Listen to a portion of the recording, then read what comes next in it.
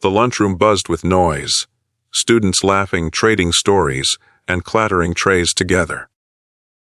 In the corner of the cafeteria, Emily quietly rolled her wheelchair forward, balancing her tray on her lap. At 15, she had already learned how to blend into the background. Most days, she sat with her small group of friends, ate quietly, and pretended the stares didn't bother her. But that day was different. A group of boys at the popular table had been watching her since she entered. Their ringleader, Tyler, smirked as he whispered something to his friends. Emily's chest tightened. She knew the look in his eyes. It was the same one she'd seen too many times before.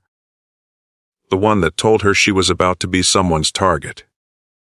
Emily tried to focus on her sandwich, but the sudden silence that swept across the cafeteria made her look up.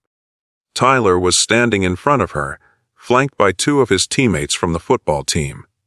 Well, he sneered. If it isn't Wheels. Didn't think you'd roll your way in here today. The cafeteria erupted in cruel laughter. Emily's cheeks burned, but she bit her lip, refusing to give him the satisfaction of tears. Tyler circled her chair, like a predator eyeing his prey. Then, without warning, he shoved down hard on the handles. The tray in Emily's lap slid off and crashed to the floor. Gasps filled the room. Her lunch spilled across the tiles. Emily froze. Oops, Tyler said, mockingly. Gus, this thing doesn't come with a tray holder. Emily wanted to scream, but fear held her silent. Before she could react, another boy leaned down and kicked at the wheel. The chair wobbled. And then, like something out of a nightmare, Tyler stomped hard on the footrest, snapping it out of place. His friend shoved the back, and the wheelchair tipped. Emily cried out as she fell sideways onto the hard floor. The room went silent. For a moment, everyone froze, horrified. Then laughter broke out again.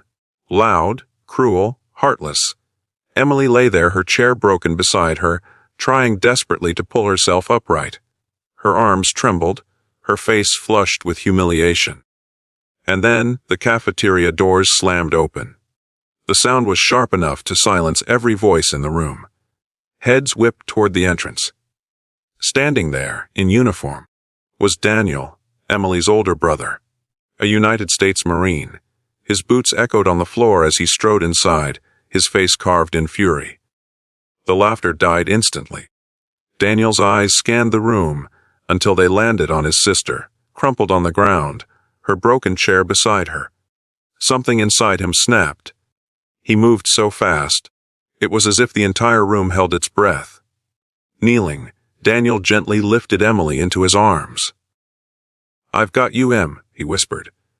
His voice was calm for her, but his jaw clenched tight. He turned to see Tyler and his friends frozen in place, their smirks gone, replaced with pale faces. Daniel's voice boomed across the cafeteria. "Which one of you thinks it's funny to hurt my sister?" No one moved. No one spoke. Tyler swallowed hard. His bravado melted under Daniel's glare, but Daniel didn't wait for an answer. He set Emily carefully in a nearby chair, then stood tall, his broad frame towering over the bullies. "You think she's weak because she sits in a chair." Daniel's voice was sharp as a blade. "You think breaking something she depends on makes you strong." He took a step closer. "Try picking on someone who can actually fight back." Tyler stumbled backward, muttering, "We didn't mean." "You didn't mean." Daniel snapped. "You shoved her. You broke her chair. You laughed while she hit the floor. You think I fought overseas for punks like you to terrorize kids who can't defend themselves?" The cafeteria was dead silent. Teachers rushed forward, finally breaking through the crowd. But Daniel didn't need their help. His presence alone was enough to freeze the bullies in place. The principal appeared at the doorway, his face pale as he took in the scene. "Mr. Jameson," he said carefully, "we'll handle this." "No," Daniel said firmly. You should have handled it before it got this far. Where were you when she was being harassed every day? Where were you when these cowards thought it was entertainment to tear down someone they don't even understand?" The principal stammered, but Daniel turned away, kneeling once more beside Emily. He touched her hand gently. "Em, you don't have to hide anymore. You don't have to sit quietly while people tear you apart. You've got more courage in you than any of them." A tear slipped down Emily's cheeks. For the first time, they weren't from humiliation, but from relief. Word of what happened spread across the school like wildfire. Tyler and his friends faced suspension, and their reputations were ruined. But more importantly, something shifted that day. Students who once laughed along now stood beside Emily. Some even apologized. The cafeteria became different after that, a place where Emily no longer rolled in alone. She was greeted with smiles, with respect. Not because her brother had scared everyone, but because he had forced them to see what they should have seen all along: her strength. And Daniel. He kept showing up, not just for Emily, but for other kids who needed someone to stand beside them. His message was clear: strength isn't about tearing others down. It's about lifting them up. In the end, Emily found her voice. She joined the debate team.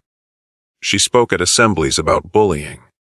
Her story inspired others who felt invisible, giving them hope. The bullies thought breaking her chair would break her spirit, but all they did was spark something bigger. An unshakable reminder that no matter how heavy the world feels, someone is always ready to stand by your side. And sometimes, that someone comes charging in with the fierce heart of a Marine.